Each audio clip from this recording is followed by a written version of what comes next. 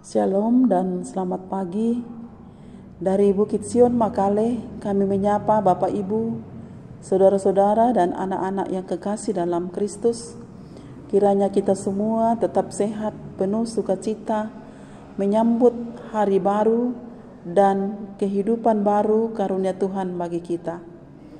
Mengawali aktivitas kita hari ini, mari membaca firman Tuhan dari Injil Markus pasal 8 ayat 22 sampai 26 sesuai dengan bacaan harian Gereja Toraja hari Sabtu tanggal 26 Oktober 2024. Tetapi sebelumnya mari kita berdoa memohon pertolongan Tuhan. Ya Tuhan Allah Bapa kami yang Maha Kasih, kami bersyukur kepadamu menandai penyertaan Tuhan bagi kami semua. Kami boleh melewati waktu semalam untuk istirahat, dan saat ini kami boleh bangun dengan tubuh yang sehat untuk memulai aktivitas kami. Sebelumnya Tuhan, kami rindu disapa oleh firman kebenaran-Mu. Ya Roh Kudus, kuasai hati dan pikiran kami, terangi hati kami, sehingga kami mampu memahami, terlebih kami mampu melakukan firman Tuhan. Bapa, berfirmanlah kepada kami, karena kami telah sedia untuk mendengarkannya. Ampuni salah dan dosa kami. Terima kami yang bermohon, di dalam nama Tuhan Yesus, kami sampaikan doa ini kepada Bapa di surga. Amin. Markus pasal 8 ayat 22 sampai 26, firman Tuhan. Kemudian tibalah Yesus dan murid-muridnya di Betsaida. Di situ orang membawa kepada Yesus seorang buta, dan mereka memohon kepadanya supaya ia menjamah dia. Yesus memegang tangan orang buta itu dan membawa dia keluar kampung.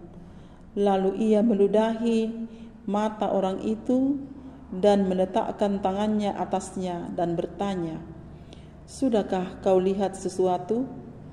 Orang itu memandang ke depan, lalu berkata, "Aku melihat orang, sebab melihat mereka berjalan-jalan, tetapi tampaknya seperti pohon-pohon."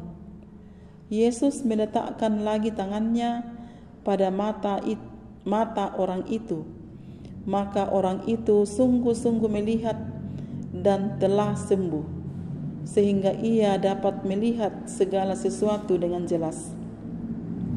Sesudah itu Yesus menyuruh dia pulang ke rumahnya dan berkata, "Jangan masuk ke kampung." Demikian firman Tuhan. Amin. Dari perikop bacaan kita hari ini diberikan satu tema, proses Tuhan. Proses Tuhan. Saudara-saudara dan anak-anakku yang dikasihi Tuhan, dalam bacaan hari ini kita menemukan hal menarik, yaitu bahwa Yesus melakukan penyembuhan kepada seorang pengemis yang buta dengan dua tahap atau dua kali proses. Yang pertama, ia memegang tangan, membawa dia keluar kampung, lalu meludahi mata orang itu dan meletakkan tangannya atasnya dan bertanya, "Sudahkah kau lihat sesuatu?" Lalu Yesus melakukan proses yang kedua, yaitu ia meletakkan lagi tangannya pada orang itu, sehingga orang itu sungguh-sungguh melihat dan sembuh. Narasi firman Tuhan ini menyuguhkan kisah penyembuhan yang dilakukan Yesus yang berbeda dengan penyembuhan yang lain. Cukup sekali saja Yesus berbicara atau menyentuh seseorang yang memohon untuk disembuhkan, lalu orang sembuh. Lalu mengapa harus ada dua tahap penyembuhan?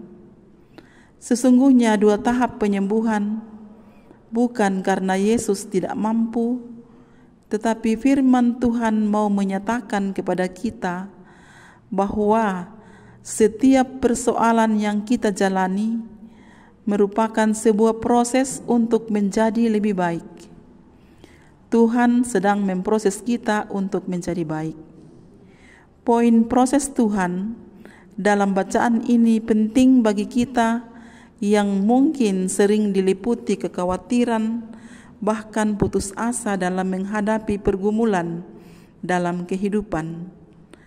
Berada dalam keterbatasan dan kelemahan tubuh atau pergumulan, bahkan apapun bentuknya, memang sungguh tidak mengenakan.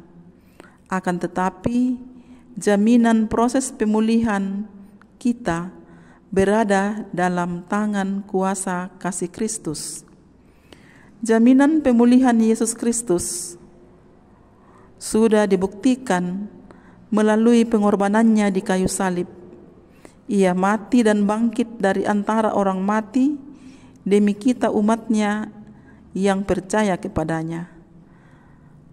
Anugerah keselamatan sudah diberikan kepada kita. Bapak, Ibu, dan anak-anakku yang sama dikasihi Tuhan, melalui peristiwa ini kita belajar bahwa penyembuhan tidak melulu secara instan, namun bisa bertahap. Melalui proses kesembuhan tersebut, kita diingatkan agar tidak mudah patah semangat, tetapi tetap berpengharapan bahwa proses Tuhan mengantar kita pada relasi yang semakin akrab dengan Kristus, Sang Pemilik kehidupan ini. Roh Kudus memampukan kita menjalani hidup dengan tetap mengandalkan Tuhan. Terpujilah Kristus. Amin. Mari kita berdoa. Bapa kami yang bertahta dalam kerajaan surga, Bapa pemilik kehidupan kami bersyukur atas penyertaan dan tuntunan Tuhan dalam waktu yang singkat tetapi indah bagi kami. Di dalamnya kami sudah membaca, mendengar dan merenungkan firman Tuhan. Berkati kami Tuhan, biarlah firman-Mu menjadi sulu dan pedoman bagi kami, mengubahkan kami untuk tetap setia dan taat menjalani proses yang Tuhan lakukan bagi kami, dan melalui proses Tuhan, kami semakin mendekatkan diri kepada Tuhan. Bapa di dalam kerajaan surga, kami berdoa untuk orang tua, saudara-saudara, anak-anak kami yang dalam kelemahan tubuh, baik yang dirawat di rumah sakit maupun yang di rumah masing-masing. Lawati mereka Tuhan dengan cinta kasih dan kuasa-Mu, sehingga pulih dari penyakit yang dialami. Berdoa buat saudara-saudara kami yang berduka. Roh Kudus menghibur, kiranya mereka tidak larut dalam duka cita, tetapi senantiasa meyakini bahwa Tuhan tidak pernah jauh dari kehidupannya. Berdoa buat pelaksanaan pertemuan raya perempuan dan pertemuan raya pemuda yang sebentar lagi dilaksanakan di Tanah Toraja. Berkati panitia, berkati peserta, bahkan siapapun yang terlibat di dalamnya. Karuniai hikmat daripada Tuhan, kesehatan, kemampuan, biarlah semuanya berjalan dengan lancar. Tuhan dimuliakan. Berkati pemerintah, bangsa dan negara kami, kiranya sukacita, damai sejahtera kami alami melalui pemerintahan, melalui pemerintah, pemimpin kami yang Tuhan sudah tunjuk. Bapa di dalam surga, ini doa dan permohonan kami Tuhan. Ampuni dosa kami, terima kami yang bermohon, karena kesemuanya ini kami bawa kepadamu di dalam nama Tuhan Yesus. Itulah Tuhan dan Juru Selamat kami. Amin. Demikian renungan firman Tuhan pagi ini. Selamat bekerja, Tuhan Yesus memberkati.